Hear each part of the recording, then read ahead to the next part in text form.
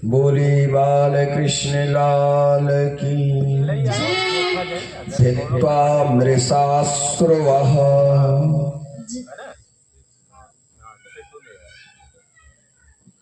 सुखदेव जी परीक्षित से कह रहे हैं, हे राजन, आज सप्तम दिवस है।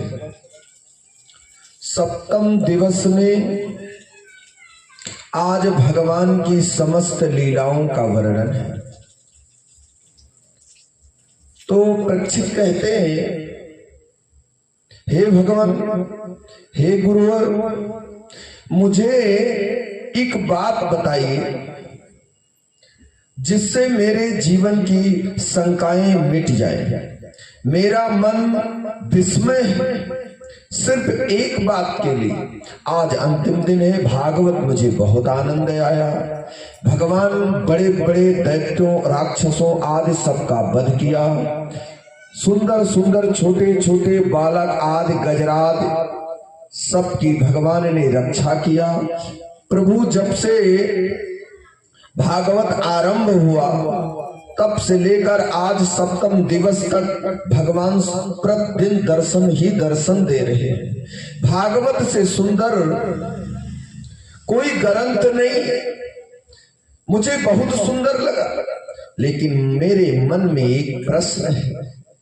मेरा प्रश्न ये है कि भगवान ने शिला वस्त्र धारण नहीं किया,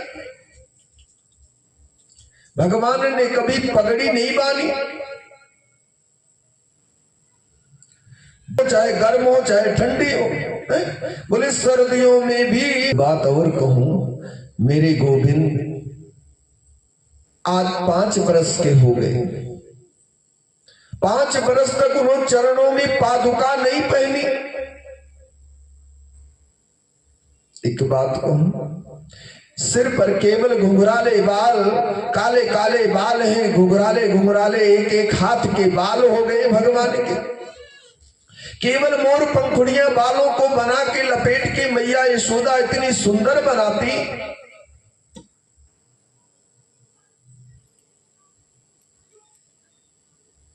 कि उन्हीं में सिर में मोर की पंखुड़ी लगा देती।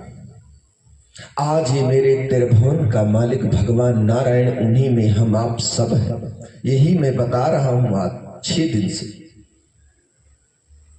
ये संपूर्ण विश्व का मालिक, पूरा भार भगवान के पास है। सारे त्रिभुवन के मालिक भगवान नारायण। आज ये स्वयं बालक के रूप में वसुदेव और देवकी के यहाँ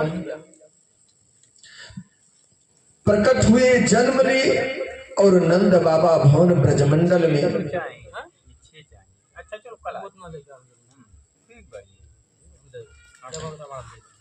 चरण में न पादुका पहना, न रेशमी वस्त्र धारण किया, न धोती, न सुंदर सुंदर राज पोशाक। कोई एक बात कहूं, नंद बाबा कोई हम आप जैसे छोटे प्रजा नहीं, ब्रजमंडल के राजा हैं।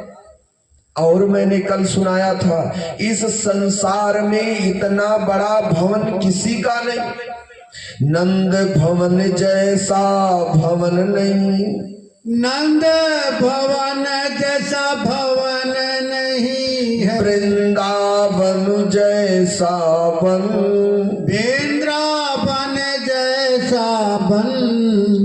बंसी बट जैसी बट नहीं, बंसी बट जैसी बट नहीं। राम कृष्ण जैसा जगत में नाम, राम कृष्ण जैसा जगत में नाम। उनके पूरे महल में 85 अंगने थे। एक अंगने में 9-9 लाख गायें वास करते थे। इतना बड़ा भवन था। संसार में किसी राजा महाराजा का इतना बड़ा भवन नहीं था। नाचन तर्ण बहिर्यस्य न पूर्वम नापुचा परम, पूर्वा परम बहिष्य चांतर्ग जगतो वो जगच्च सया। हे राजन, भगवान 3.5 बरस के हो गए। 3.5 बरस में भगवान इतनी ऊधम मचाने लगे, इतना ऊधम मचाने लगे कि मैया यशोदा का चैन को छीन लिया। ना वो भोजन पका सके, ना लाला की तैयारी कर सके। लाला की तैयारी का मतलब सुंदर बनाना, अपने बच्चे को स्नान ध्यान सुंदर। मैया केवल लाला के खाने पीने उनकी व्यवस्था स्वयं करती थी, ये जान। आज तो उनको फुर्सत ही नहीं है। अपने बच्चों को देखो, हमारी सबकी, जो मेरी उम्र के हैं सब लोग, सबकी माँ ने की है और बुआ ने की है। और आज के बालकों बहुत भाग्यवान हैं जिनकी बुआ और जिनकी माँ और जिनकी दादी स्वयं कर रही। और तो कुछ लोग हैं इधर उधर, समझ लो साइड से उनकी सेवा हुई है, तो वो साइड में ही घूम रहे हैं, घर में किसी की बात नहीं सुन रहे हैं, कोई गंभीर नहीं है। बोली बाल कृष्ण लाल की जय। भगवान इतनी ऊधम मचाने लगे, बड़ी शिकायत आने लगी गोपियां का। मेरे घर में माखन चुराते, मटकियां फोड़ देते, ग्वाल बाल के संग मेरे सारे मक्खन को चुरा लेते। यशोदा मैया ने कहा, तेरी शिकायत से मैं बहुत परेशान हो गई। एक दिन तो ऐसा हुआ, एक गोपी ने कहा आज मैं पकड़कर तुम्हें ले चलूंगी, लेकिन भगवान ने आते आते उनके पति आए तो बोले देखो ये हमको ले जा रही हैं। भगवान कहते हैं ये हमको ले जा रही है, तो बोले ये तुमको काहे को ले जा रही है?